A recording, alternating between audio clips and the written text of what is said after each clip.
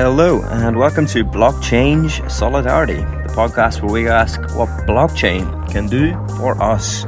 What is blockchain? What is crypto? Could it rescue us from our current dystopia? Come with us as we explore the very real potential to enhance human freedom, and as we delve into the darker side, predicting the Bond-villain potential of this current bleeding edge. Join us, a group of friends, in a pub style, as we discuss the overlaps between this technology and politics, economics, the environment, culture, and sci-fi, to understand for ourselves the seemingly mysterious futuristic world on our horizon. Okay, bang bang everyone, welcome back to another episode of Blockchain Solidarity. I'm so excited this week. We have two guests, Justin and Deepa from Impact DAO Media, and I'm so excited because I've been working with these guys the last few weeks. And I am loving their passion, loving their vision.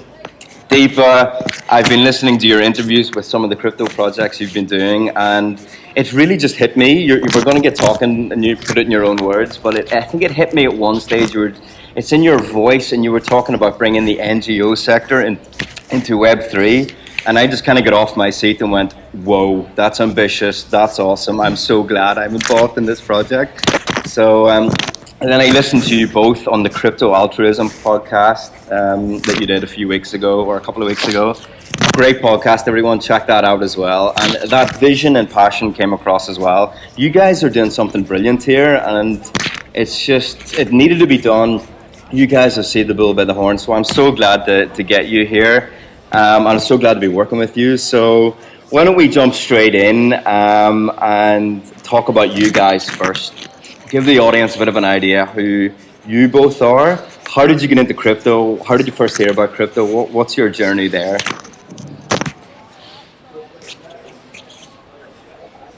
Awesome. Yeah, thanks for having us.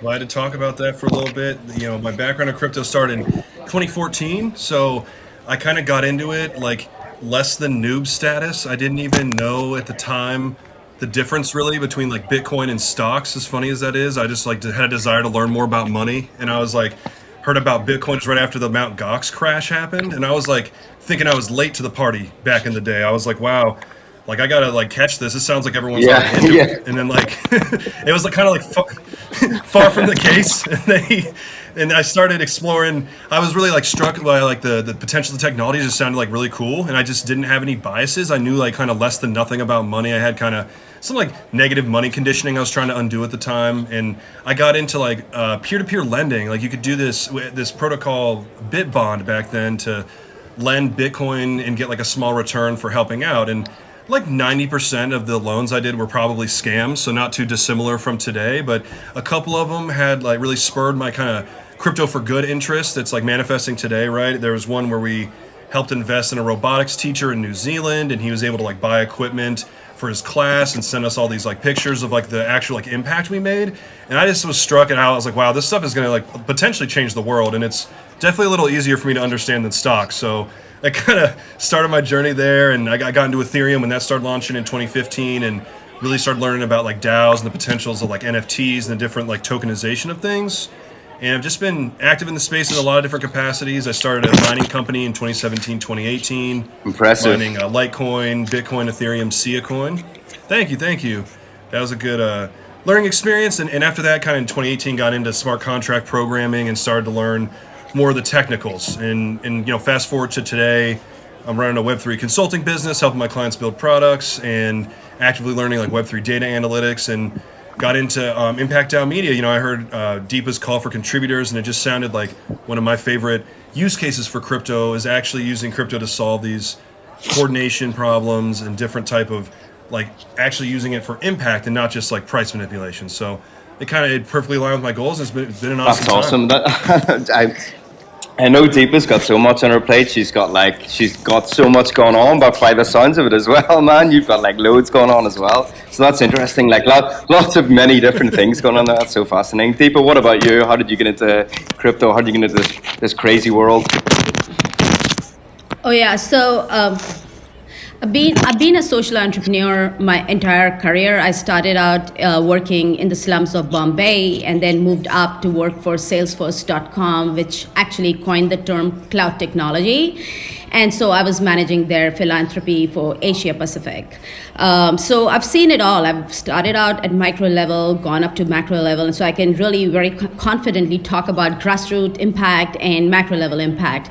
I got into Web3 last year when Vitalik Buterin made a donation of $1 billion Shiba coins to India's crypto relief fund. So there was a really bad Delta outbreak in India last year. And the founders of Polygon started a crypto fund on Twitter, and they started galvanizing for support, and they got lots of support from the crypto community. And then a couple days later, Vitalik made this biggest donation in the history. Yeah. I would say, and that too of a meme coin, right? Like the meme coin had the purchasing power to go buy those oxygen cylinders and other supplies that were needed in the hospital because there was lack of infrastructure and people were dying just because they weren't getting oxygen. The need was as simple as that. So, all the crypto donations and everything that came from the crypto community, including Vitalik's big donation, really made a huge ton of difference, and I was moved by that very incident. Before that, I thought crypto is all a scam and a Ponzi scheme. I didn't really thought very highly of crypto, but that really got me looking into crypto and social impact. And because I'm a social entrepreneur and working at the intersection of technology and social good has always been my passion, I started looking at this new Web3 space and how that's making an impact. That's amazing, and I think that's so key as well, because a lot of our audience it's across the sort of spectrum, people who are crypto curious or even people who are crypto skeptical, but they're just they're open-minded, and so I think the story of you like so many people, thinking crypto was at one stage a scam and a Ponzi scheme, but now then you saw in action this Vitalik Buterin donation or something else that often people can see, and it just changes their mind, or it sparks a sort of curiosity or an open-mindedness, and now they've got into it and seen a different side of it. So I think that's one, our audience listening to that will be like, I can relate to that, So I think that's great. Just on that then, let's get into your organization that you've created. You have Impact DAO Media and Crypto Good. What's the difference there, and what sort of audience are you guys trying to reach then with this organization? So I can start with that. Crypto Good is the publication that I started when I started documenting crypto social impact. So that was about a year ago when Vitalik made the donation. And in fact, I documented the donation and how crypto donations, the money trail, like how it was all stored in a US bank account and how it was transferred into stable coins and like the whole money trail up to how it made an impact on the ground. I kind of documented everything. So Crypto Good is a publication that I started on Substack to just document crypto's social impact use cases. And I've been doing it for over a year.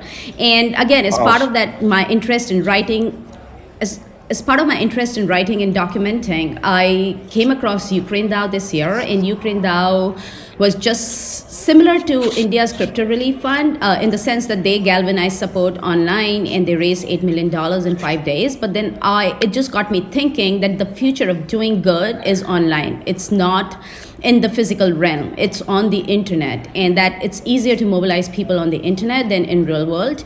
And how quickly they got set up, like within seconds, because all they had to do was open a multi-sig wallet on the blockchain and and use NFTs and stuff like that, like all the Web3 tools to start raising funds. And very quickly they raised $8 million in 5 days. So I was very impressed, and I thought this is the way the future of nonprofits is going to be. They're going to be on the internet. They're not going to be in physical world. And so I wanted to dig deeper into the DAO space, and I thought of conducting a research, like a very intensive research of DAOs, impact DAOs that have been around in the space for at least 5 months and more. And I put out a call for contributors because I needed help. I could have done it alone, but I thought if I'm going to study DAOs, it's good that I form one myself and learn all about it in the process. And so I put out a call for contributors. I wanted it to be a DAO from day one. And Justin and many other great people responded to that call for contributors. They came along and we started the research. And the research was very intensive. We picked 12 DAOs, impact DAOs, that are some of the best that exist and some of the greatest impact use cases of crypto improving lives. And we started a research which was mostly conversation based, one-on-one conversations. We've had like close to 30 conversations across these 12 impact DAOs. And so we started documenting those interviews and started releasing them as podcasts. And during the process, we realized that, this book is not the end of it. We came together as a group to write, to interview and research these organizations and write a book. But then I think the journey is just getting started, basically, because what we realized is that we need to continue to highlight these impact DAOs, continue to showcase the impact, continue to talk about them, their story, why they got into crypto, or, and highlight these stories outside of Web3 to just inspire people that crypto is not just, numbers going up and down and sideways and all that, but it has so much more to it. Like it is making real world impact. And so we decided to form a DAO, like formalize it, call it the Impact DAO Media. And we've set up a website. It's impactdaos.xyz. We have a Twitter handle. So we've created an identity that's separate from Crypto Good, which was my personal publication, but Impact DAO Media is the DAO. Right. Right. That's going to highlight impact DAOs. So that's interesting. So let's take it back just for our audience, just one step. And for those out there, I mean, many will have heard of a DAO if they're listening to this podcast. Many will know what impact is. But for those people who are new to this world or even new to social impact, can you just give a brief description of what impact is, what a DAO is, and how, just, I suppose you've led into the project there, but maybe just bring out your first learning, sort of how you have seen these DAOs be a much better way of organizing social impact than traditional non-profits. Because I think from hearing what you just said about Vitalik Buterin, his donation to India, it seemed like you were saying there that money was quickly moved and quickly addressed. So I don't know if that was in a DAO form, but I think in the crypto space, in the DAO world, things tend to happen quicker. So yeah, if you could give your thoughts on that. Yeah. I would say Crypto Relief Fund was very much, they operated like a DAO. They just didn't call themselves a DAO. Right. That's the only difference, because it was completely volunteer led. It was decentralized. They had volunteers from US managing their Twitter handle, distributed team completely. And it had all the characteristics of a DAO. Decision making was kind of centralized, but also very led by people who knew what's happening, right? So anyways, I think they were very much a DAO. They just didn't call themselves a DAO. And in fact, that's a great point. I should mention that in our upcoming book about Crypto Relief Fund, because they had all the key characteristics of a DAO. Like they had a multi-sig and distributed teams, decentralized decision making, but just didn't call themselves a DAO. So that is very interesting. Mm-hmm. Yeah, it happened in May 2021, and DAOs are still DAOs. Not many people had heard about DAOs in 2021. True. Everybody heard about NFTs. NFTs is what really exploded. That's right. So right. Yeah. So I think 2022 has been the year of the DAOs. And there's been a massive explosion, and just within the social impact space, we are seeing that. And I don't think there was a category that existed, impact DAOs, before 2022. So it's so new. Everything is so new. And the way I define social impact or impact is basically anything that has a positive impact on the people and the planet. So that's impact. Anything that, it has a positive output. That's social impact. And DAOs are decentralized autonomous organizations. There are a different way of organizing as compared to traditional organizations. So the teams, they're firstly internet-based communities. They don't exist in real life. Team members are distributed. Like for instance, 2 of my team members are right here, and one is in Argentina and another one is in America while I'm in Canada, right? Yes. So it's like a distributed team. And decision making is decentralized. So rather than having a top-down decision making, one boss making decisions and you just accepting tasks and doing those tasks, in the DAO world, everybody is a leader. Everybody is entrepreneurial, self-driven. Otherwise, you will not thrive in this DAO land. And decision making is democratic most of the time. I would say making every decision democratic is also not very fruitful in terms of getting work done, because then it leads to a lot of processes and just meetings and deciding and like reading up on the matter.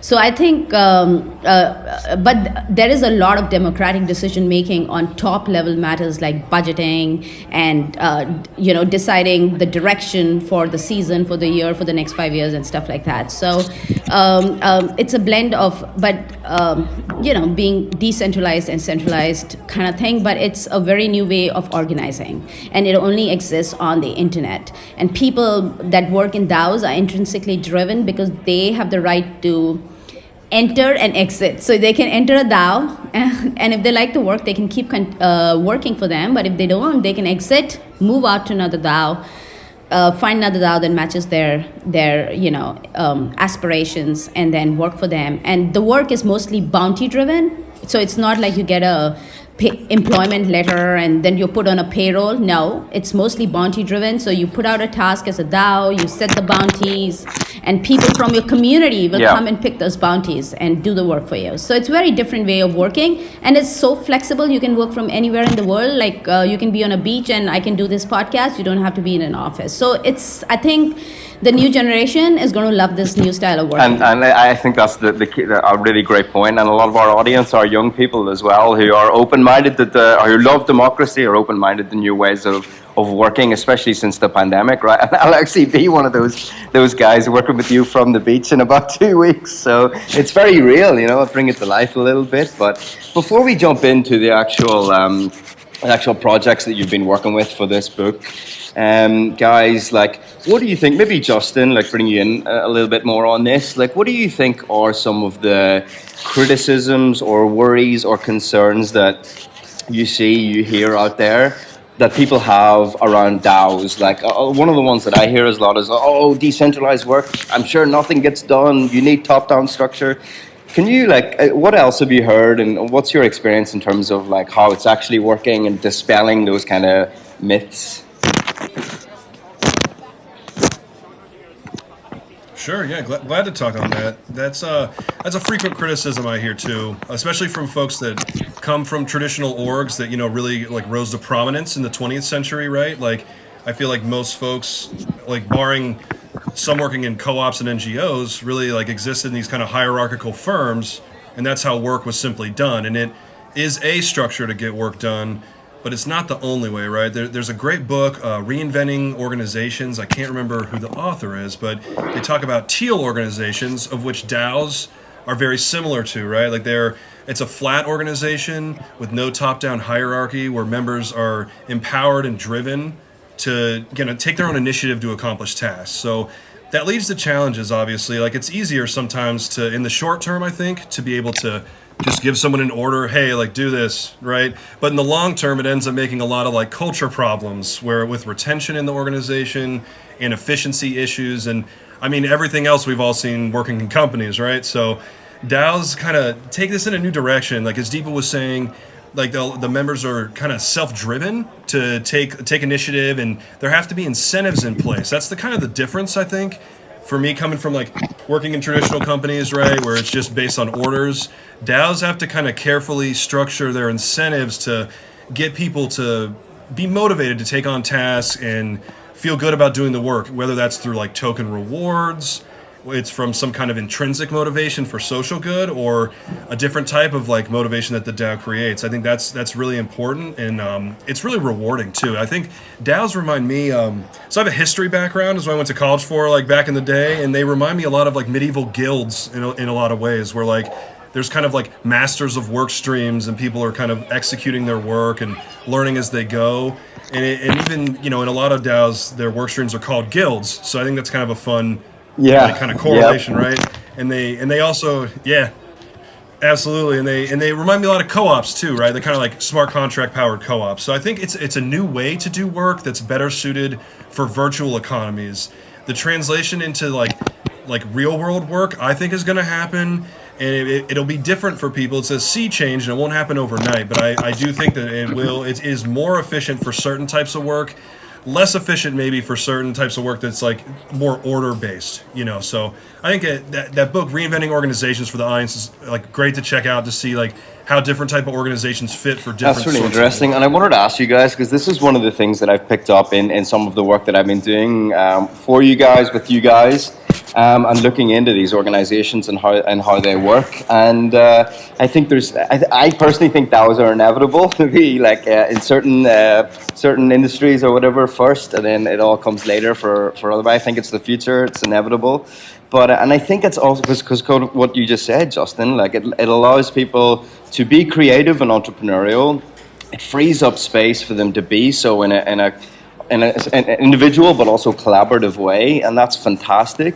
But another key thing, and the thing that I've really noticed, which I'm wondering if you guys have noticed as well from conducting these interviews with these crypto projects, these DAOs, is the people there seem to be happier, right? And I think in this world, in the traditional form of work, their mental health is a serious issue. People aren't happy, and it just comes across when you guys have been interviewing these folks that they're just happy. Yes. You know, they're just. It's almost right. like they've been freed. Do you get that sense as well? Yeah. Totally. And, I'm not sure if you've seen Ukraine DAO's transcripts yet, but Alona of Ukraine DAO talks about it, like how for a lot of Ukrainians, being a part of Ukraine DAO has given them a sense of purpose and connections and all the loneliness that they feel in their real life. Somehow it, you now have this community that exists online. You can plug into that community and not be that lonely. And it's all around a shared goal. So there's like a mission. I think it's very important that people have purpose in life. Otherwise, no matter how much money they're exactly. earning, or if they're going to office 9 to 5, it's not going to bring them the joy. So purpose in life is very, very important, and I think DAOs provide that purpose in life.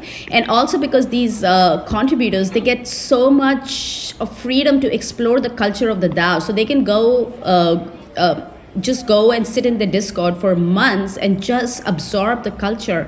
And if they like it, and if they like what they see, and if they like the mission and the purpose, then they can join that DAO by contributing there. And so they're very I think it's very intrinsic. It's people are much happier. Like for instance, in my own DAO, I have so many part-time contributors, and all the contributors, they're pitching in before work, during work, after work, and this is like their regular day work. So they're doing all the DAO work every time they get time off from their regular day work. So it's amazing. So I think people are really passionate, and they're into it because they believe in it, and I think that's very important. Yeah, I agree. So let's jump into the projects that you've been working with as part of this book. Give us a brief outline of just the scope of the different projects that you've been working with. You mentioned Ukraine down there. Give people listening like a sense of maybe some of the other projects that you've been working with. Yeah, so the idea was to research impact DAOs and then to put all those learnings in a book so that newcomers coming into this industry can learn what DAOs are, what impact DAOs are, how do they function as an organization, how does work get done, and also to feature some really good use cases, because it's best to show through example rather than just talking. And so we spent almost like a month figuring out which are the DAOs that we should include in our study. And we did like an intensive research just on figuring out the 12 DAOs that we finally ended up including. And they're some of the best, as I said, in this space around impact. So obviously we have Gitcoin, which is one of it is the largest, I think one of the largest and oldest, started in May 2021. And Gitcoin, for people who are not familiar, is a crowdfunding platform for Web3 open source projects and causes, and they're very popular in the Web3 space. So they're part of our study. We have Human DAO, which has almost 60,000 people from the Philippines on the Discord. Wow, I didn't know that. Yes. Wow, okay, yes. That's huge. Yes. Okay, wow. And that's why I'm saying maybe they are as big as Gitcoin in terms of the size of contributors. Yeah. But Gitcoin is definitely bigger because they started out in 2017, so they have all that historical milestones and stuff like that. They're a far mature organization. But Human DAO started out in 2021 with X Infinity, when X Infinity was at its peak and it was booming in the Philippines, and a lot of Filipinos during COVID played X Infinity and earned a lot of money. And so, but to own the XCs was expensive, so Human DAO started as a way to help these people get scholarships to own these XCs and play and make money. So it's the whole play to earn model. But now they're moving on to doing something so impressive, and it's going to have an incredible impact. It is basically starting a gig economy, like an Uber-like gig economy around work in emerging markets using NFTs as a way of doing it. So they're going to be launching something called an NFT pocket assistant, where people in the Western world can buy that NFT, and that gives them certain points or energy that they can use to then outsource some micro work to people in the emerging markets. So like if I need to do some basic simple research, then I can use that NFT to outsource the work. So that's Human DAO basically. So these are incredible organizations. There's another one called Good Dollar, which dispenses unconditional basic income to everybody, but their prime market is emerging markets. Then there is Impact Market, which gives unconditional basic income and sell a US dollar to the world's poorest of poor people using the protocol. So it's all very automated, decentralized, very few intermediaries, because nonprofit sector otherwise have tons of intermediaries, and every intermediary takes a cut.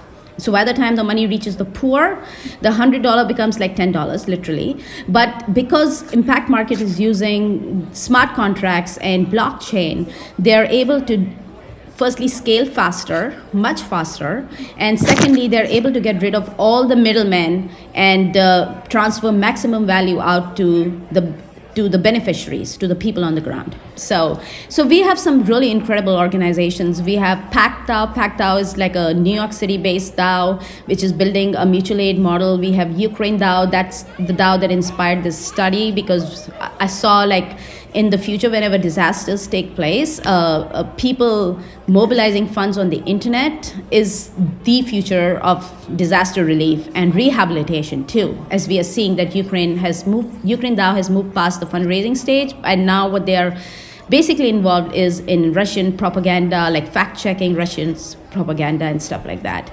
So disaster DAOs can be long-term as well. They don't have to just come on to fundraise and then disappear, but they can continue to stay and be these online communities helping out in rehabilitation processes. There's such a broad mix there, right? There's so much different things. It's just fascinating to hear that, because there's just so many different things going on in this space already. And as you said, it's only really a year old. So you come back in 2 years, 3 years, and it's just going to be crazy how DAOs are going to be everywhere. So your study, let's get into your study. Your study was to look at and bring out how DAOs work, any common themes, so that new organizations in the nonprofit space, social impact space, can feel a bit more, maybe more confident about jumping into DAOs. So is there any sort of common things that you see across the DAOs that you've been working with that work well? Like, is there any key things that you would, if an NGO was to come to you now and go, what's great about DAOs, what's working, like what is successful, what key things can you pull out? So, Justin, do you want to go first?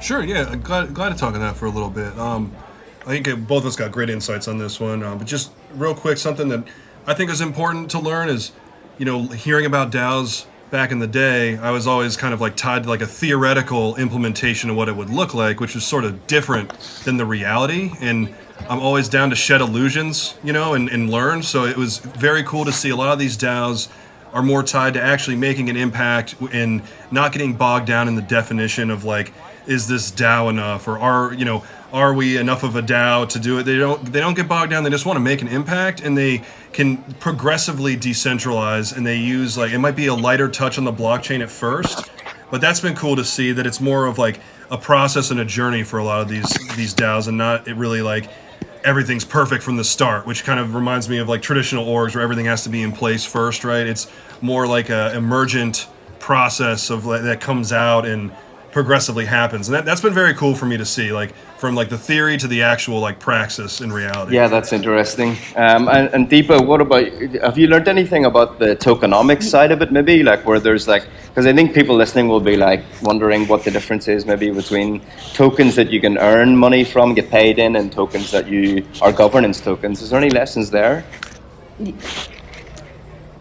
So we have only 2 DAOs in our study that have, if I'm not mistaken, they have tokens, like they have tokenomics. So Gitcoin is one and Human DAO is another one. And they both started by launching a token.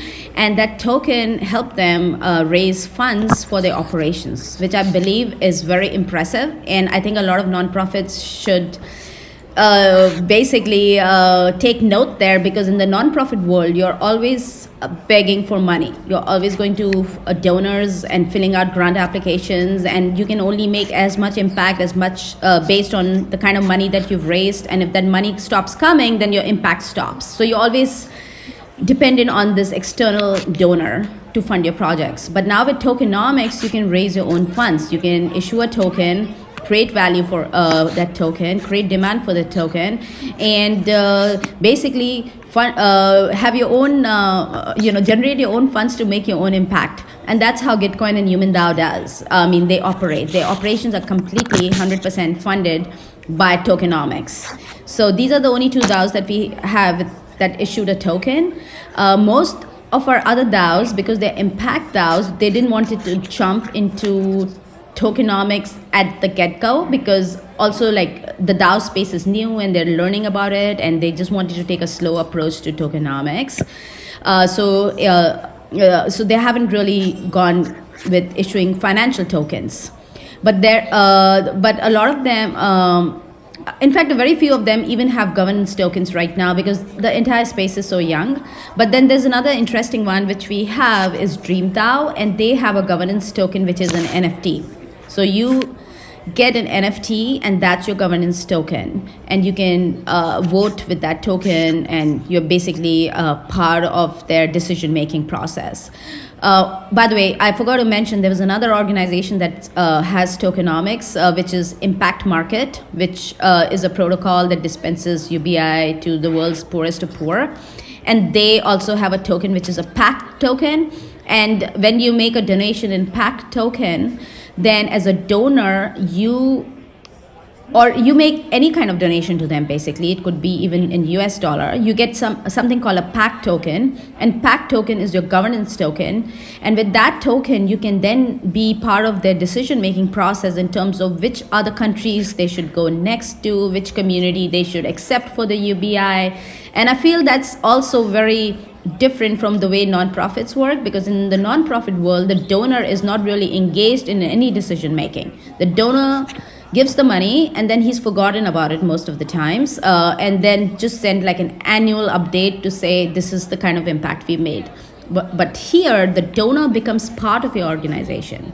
He can now be very actively, because he's anyways invested in your mission, can decide where to go, how to fund, and have a say in things. So it's a very interesting change. Because that's a very interesting point you bring up, Deepa, and a lot of people listening may be wondering, is there a risk in these new DAO models where donors who are providing the money or who have more of a financial stake or interest have too much influence over what gets done, or the budget, or this or that? Are you seeing that the DAOs are thinking about that balance between getting donors and raising funds, but also in a way that doesn't allow them too much influence, but the right kind of influence? Yeah, I think firstly the space is so new, and it's all about experimentation and learning from your mistakes. And there are ways of managing those risks, like you can limit, voting rights, or you can there are different ways you can come up with making sure that donors who, just because they paid a lot of money, don't earn equivalent amount of votes. That happens a lot in the DeFi space, right? Like VCs and all, they put money, they buy votes, and then they exercise their power. But impact DAOs can learn from those models and come up with better models of managing those kinds of risks. And I think it's an important point that you raised. And in our next study that we conduct, or the next round of impact DAOs we include in our study, is something that we would definitely ask them about. It's a very important point you raised. Hey everyone, it's Alex. Just taking a second away from the chat to say thank you again for joining us on this journey. If you like what we're doing, please consider supporting us on our Patreon. We've put the link in the description. Times are very tough out there, so you can also help us in other ways, such as sharing or liking our content on social media, rating our podcast on iTunes, or just spreading the word about our project to your friends and networks. We've put all of these links in the description. Help us build the people system with blockchain. Now, let's get back to the chat.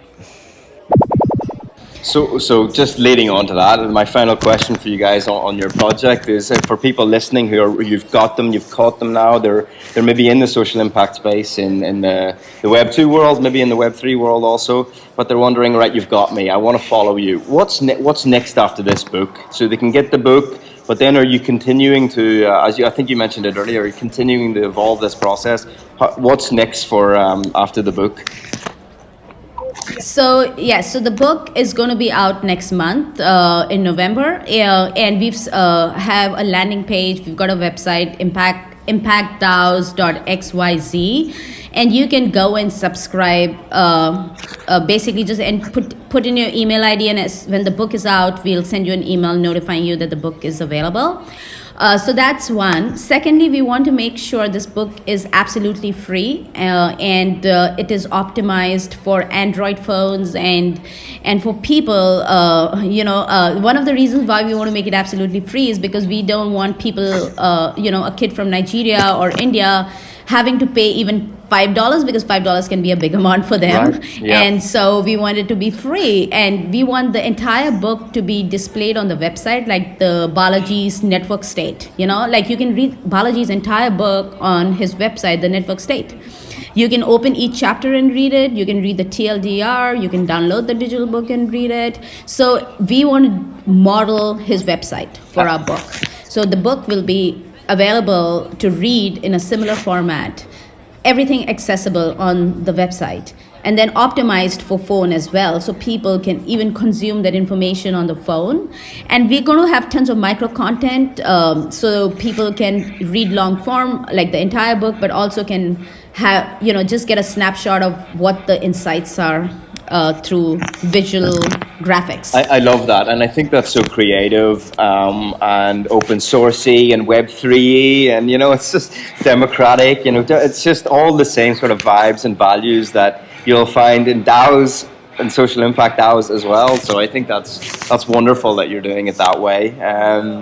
So that's great. There's a lot of people in my communities back here in the UK who, some are more open to Web3 and some are sort of skeptical about it, but they're intrigued, they're interested, they're wondering what the differences are. So I think, and they work in the NGO space, so I think like they'll be interested to really follow this work and say, oh wow, like things are working very differently. You can do it non-hierarchical, and it can still work and you can still make impact. So I think this is really going to be interesting for a lot of folks. I wanted to use the last bit of time to just like get you guys know a little bit more about what you guys think about the crypto space in general, who you're inspired by. We talked a bit, obviously, about Vitalik Buterin earlier. He's been in the news this week as well. But that was amazing what he did with that donation. Justin, were you aware that he made that? And what did you think at the time? And are you inspired by Vitalik? Is that someone who you look up to?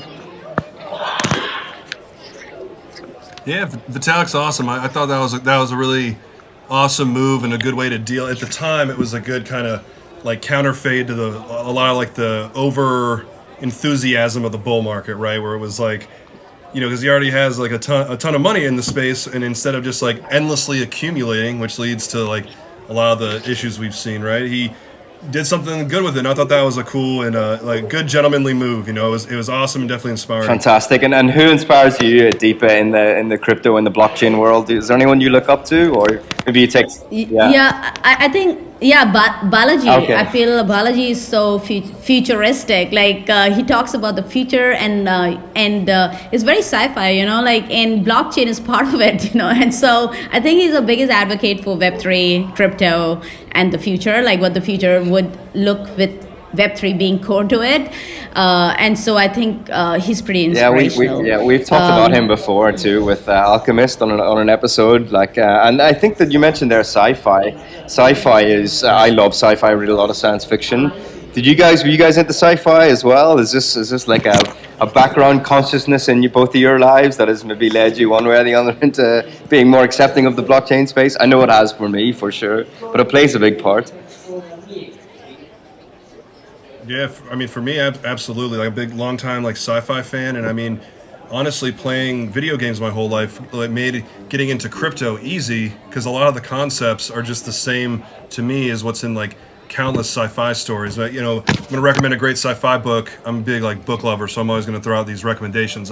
Hyperion details like a futuristic society with a lot of interesting, I'd say, like crypto adjacent problems about coordination and what that looks like at like a galactic scale, and it just makes a lot of these issues, at least that we're dealing with in like our present day, which seems so like dire, a lot more solvable when you look at it with a kind of like shift your perspective up a notch, raise your consciousness, and kind of look at it from a more integrated, emergent perspective. So yeah, love the what do you guys think about that? Listen, Deepa, what do you think about that? Because I think a lot of people say like, oh, you guys are dreamers, or maybe it's just dreamers in the blockchain space, and you have all these big ideas. But I think this work that you're doing could also demonstrate to people like, no, this is tangible, this is real, this is incentives, like this is real game theory stuff. It's not just all sci-fi. Sci-fi plays a part, but it's real too. So this is a real world. Do you believe this is a real world we're building? Oh yeah, totally. And it's a new way of building the world. It's like, a child getting, like when a child comes into this world, the whole world is new and it's for him to make what he wants to make. But unfortunately, we don't give kids freedom to make the world that they should be able to make, because we start putting boundaries around them, right? Start putting rules. But this is like a new canvas. It's like we all can imagine the world we want to build. And there are no boundaries. We are permissionless, right? Like there are no restrictions. We have these tools to build the world that we want to build. And so I think it's very fascinating. And that's what excites me about Web3, because Web2 and all is already been defined. Like there are boundaries already, I would say. This is a totally brand new canvas. And it's all facilitated on the internet, which I think is the big plus, because it has no boundaries. There are no land borders. You can have friendships with people all around the world and get to understand them and their different culture and perspective. And it's like so unifying in a way, right? You're distributed, but you're unified, because you come together around a shared purpose. So I feel we are building a real world, but we are all dreamers. We dream of a better world, and this is our opportunity to build. Yeah, I love that. I think one of my favorite words that I often use with Alchemist and others is experimentation. Right? There's so much room for experimentation, and if something doesn't work, you change, you get creative. Fork is another word that some of our audience might not know. That's simply when you can sort of change direction with the code and build something off the back of something existing in a different way. And to put a very layman's terms description on that. But it sounds quite technical and bland, but that's really key if you need something with the world that we're in now to keep changing, keep moving, be entrepreneurial, be creative, and keep moving. Because I think you'd probably agree that Web2 has locked us into these closed spaces, and we're not in control to change it, and they're not changing it. So I think like experimentation and change and the tools that allow us to do that is so vitally important. What do you think?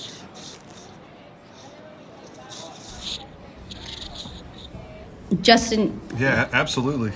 Like well said. Like I think that that a lot of the issues we see are from like the Web2 like siloing a lot of the business models that arose in the 2010s of using like harvesting data without consent to people and using that for like targeted advertising. and then those algorithms exacerbating like societal tensions to like the nth degree, it's become like, much more of an issue than a lot of folks I think even predicted, right? And I think Web3 is definitely a solution to that and can like help undo a lot of that. Instead, even just having folks like own their own data is great, and be able to have a say in how that's used, and change up certainly, and introduce new types of business models. Like you're saying, it introduces new strains of entrepreneurship, right? Like it's just beyond ad-based revenue streams. It introduces like community-based revenue streams where the lines all blur between the folks that are owners, the users, the creators, into a whole new entity and thing, and changes with the time. That's amazing. And just leading on from that, is there, I suppose, outside of DAOs in this blockchain world, what other part of the crypto space fascinates you guys, or really gets you guys excited outside of the DAOs?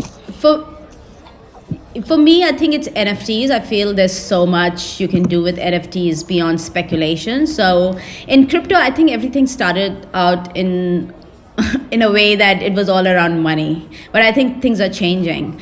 And so NFTs, their utility will also change. It won't be just purely based for speculation. So for instance, I'm very excited about soul-bound tokens, which are kind of like they're NFTs, but they're non-transferable. They have no financial value attached to them. And we will be rolling out soul-bound tokens in our DAO to every contributor for the contribution that they made. And that token is their validation, the proof that they've contributed in so-and-so skills, writing or editing or creating content, and they can use that and go to the next DAO and say, here, I have the proof, and it's been given to me by Impact DAOs because they are a media org. It's like a decentralized society that's issuing, and so there's a bit of a trust and reputation and skill building there. And so I'm very excited about soulbound tokens, and we're going to be working with Autospace that's building it out. They're one of the pioneers and leaders in this. And they call it badges because I think people understand what badges are. When you do something good, you get a badge, right? Like, yeah. So they're trying to simplify the terminology for the people. But I think this has implications outside Web3 too, because when colleges like Harvard and Stanford and all, or any other college, start issuing these tokens as these degrees as tokens, because it's like proof that you've completed your undergrad or whatever, then it has implications, right? Because then that's degree is now a form of token. It's on blockchain. It's it will you will never lose it. It will never tear. Like otherwise they give you a piece of paper, it sometimes tears, and you got to like make sure you frame it and put it on the wall or something like that. But this is all like based on it's online, like it's digital basically, what I mean to say. So I think it's going to have widespread implications. So I'm very excited about I agree. NFTs as like soul-bound tokens, and also NFTs for so many other ways, like for reducing consumption, for only manufacture as many NFTs issued. So for instance, Louis Vuitton and all these high-end luxury brands, they sometimes overproduce, and because they want to maintain the value of their product, at the end of the year they actually burn all those clothes that weren't sold, right? But what if they issued an NFT? Showing an image of what they're going to be making, like the bag, and people mint the NFT, and say if only 200 NFTs got minted, then they only produce to what got minted rather than producing excess. That's so important, because that's because like there was that documentary a while ago where the crocodile farms or something, and that was a bit of a scandal, and so they end up producing too much, and a lot of it doesn't get sold or whatever. So I think that's a great. Justin, what about you? Like that, what gets you up in the morning apart from DAOs in the blockchain space? What really excites you? Oh, great question. I'm big on Web3 data right now. I got accepted into Covalent's like Data Alchemist program, which is congratulations. It started this week, and that kind of.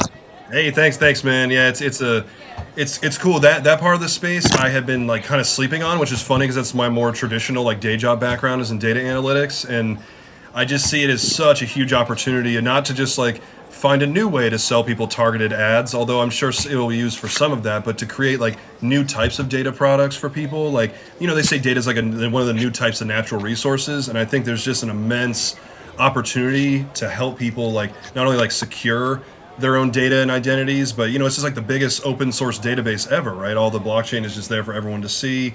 And I think that's going to erode some of the issues that we've seen, that really arose with like the Web2 companies, and kind of completely undo a lot of those business models that have caused a lot of societal issues. I'm sure it'll raise new issues. We'll see later. That's just how life is, right? But I'm excited for it though. Honestly, I think there's some huge opportunities there to like help people create like public data goods and redefine our relationship with data from being like exploited into actual having ownership and just changing. I agree. I think that's so important because Facebook is the big sinister thing in everyone's lives these days with the social media, isn't it? So I think if that paradigm changes, that's going to be such a huge thing.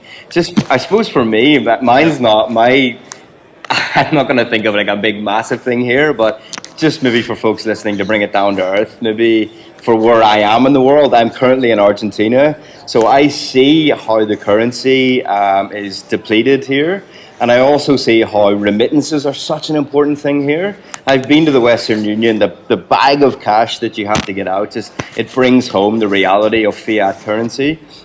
So even just on that sort of basic money end, might not be so exciting for folks, but I think that's often where a lot of people entry in, and if they can be convinced that the current system's broken, they'll be more willing to open up their minds. So I think even that, remittances across the global south and how current establishment currencies are just broken, just opens up people's minds to how crypto and blockchain can start to change a lot of different things if it can get sort of the money, sound money aspect right. So I think that's really, really fascinating. The last question I have for you guys is, and because on this podcast, we use the word open-minded a lot, because for people out there who are skeptical of crypto or critical even, we want to approach them with an open hand. We want to meet them where they are, because I think that's the only real way you're going to convince people, not by shouting them down. So what would be your guys' approach to people that you meet who are critical of crypto or skeptical of crypto? What do you think is the best way to approach them, maybe in your daily lives? What's your advice there? Yeah, so I have experience with that. Initially, when I got into Web3, and up till 2021, people barely used the word Web3. It was mostly crypto. And so when I got into crypto in May 2021, I would go to all my friends. Most of them are now leading CSRs for big tech companies. And I would say, hey, I'm in crypto. And they would be like, what? What? Like, what are you doing? Are you scamming people? Aren't you like, impact entrepreneur? They were literally shocked. Yes. So and not just with them, even with friends. Right. I had to give long explanations of why I'm in crypto. But now I've become smarter, and I don't mention the word crypto at all. I say I'm into DAOs. Oh wow! And then I start, and that really earns the respect because then they want to listen to you. And then I say DAOs, and very quickly I add like DAOs are new ways of organizing, and they're the future of work. And then they want to listen more. Okay, so then they're interested, and then I bring in crypto. I'm like, why DAOs are different? Because they don't need to open a bank account. All they need to do is open a multi-sig wallet and raise money in crypto, and things like that. And then they start understanding crypto and its application and blockchain's application. So I start my conversation these days with DAOs. I don't even mention anything. Like, I don't even mention the word crypto. And many times, like, I've crossed borders and I'm asked at, customs, like, what's the purpose of your visit to, say, so-and-so country? Or why did you come back from Bogota? What was happening over there? And I'm like, there was a DAO event. And I'm like, and there's a DAO event and about Web3. And you know what Web3 is? It's after Web2. It comes after Web2. It's a very new way of doing things. You start waving your hands around, be like all sci-fi and futuristic. And, no, it's a crazy world. Whoa, dude. It just seem like non-threatening the border control. But the funny part is they all understand crypto, and maybe they would want to know more about crypto than me talking Web3 and all, because when I came back from Bogota, I was like asked tons of questions when exiting the airport. And I started off with DAO, Web2, and the guy was still not very convinced. I told him Web3 is after Web2, and he's like, but what was the event about? And I'm like, have you heard of Ethereum? It was the biggest Ethereum event. And he kind of understood that better. Oh, wow. So and then I was out. Yeah, I'm friends with Vitalik Buterin. Okay, go. What about you, Justin? Do you have the same sort of approach, or like, are most of your social circle pro crypto anyway, or how do you deal with this? I mean, it's been a long a long time trying to get people, because I think it's so cool. I can be, in the past, I'll get a little bit too evangelistic about, right? Like, oh, it's so awesome. And people wouldn't know what the hell I'm talking about. But I really feel like, people, they aren't trying, they don't buy the drill, right? What's the old saying? They aren't buying a drill, they're buying a hole, right? Like they want the problem solved. Right. So I've learned to not consider people like wrong for not understanding, or like if people are like hating on it, it's more like, which, maybe sometimes it can like feel somewhat annoying or something, but really it's trying to meet them at their level, because and focus on like, hey, like it solves certain problems in a key way, and that's really like interesting for society. And it's not like there aren't a complete immense amount of problems going on right now, that this can at least be like an experiment to try to help, and that can have like you were saying too, Alex, about like remittances and actual like very like practical like benefits in people's lives too, that aren't always clear in the media. They don't always hear those stories. And that's what Impact DAO Media is really, I think, seeking to solve, is help introduce those new narratives and help talk about the actual problems being solved and bring it back down to earth for folks, and not just be all about like high-tech speculation that we've seen like for forever, right? Even though there's always going to be some of that, I just think that focusing on the problems folks are having in real time and how crypto could solve it is usually the approach I take, and just talking about interesting stuff going on. And I've had great success with even I work with a lot of very skeptical economists in my day job, and they ask a lot of great questions, but then we always walk away like learning from it, and they're all like open-minded eventually, right? Because they're like, oh, this is actually kind of cool for these different issues and stuff. I think that's so insightful and so intuitive, and a lot of the crypto space says that, pro crypto space, they say, look, we need to get the use cases out, but it's just, I love that analogy that you made, don't drill them or don't show them, don't sell them a drill, just show that you're filling in the hole that they need filled or whatever, show them the problem that needs solved, and then they'll go, gotcha. I got you. I mean, that is so insightful, I think. And what a way to end that. Because I think people who are listening who are pro-crypto or skeptical about crypto will at least agree on that. Let's show me, and then I'll get on board. So I think that's fantastic. Guys, thanks very much for joining us. It's been a wonderful chat. Maybe if you want to tell folks listening your Twitter handle, where's the best place they can find you? And then they'll go get you. Yeah, so they can definitely go sign up on our website and get notified when the book is out. It's impactdaos.xyz. That's impactdaos.xyz. And then they can also find us on Twitter. We are Impact DAOs. So basically just Impact DAOs. So there you have it, folks. With an S. There you have with an S. So go out there, folks. We'll put the links in the show notes as well for everyone, and we'll do these beautiful clips that we do and put it all over our socials. But it's been a great chat, and it's so exciting. I'll just like wake up every day now, just so excited to work with you guys and also just work in this space. So thanks again for joining, and good luck with the book. And I'll see you soon because I'm working with you. But thanks again for joining, guys. Thanks so much, Alex. Thank you. Bye, Justin. Take care. Thanks. Bye, Take care. Bye. Bye.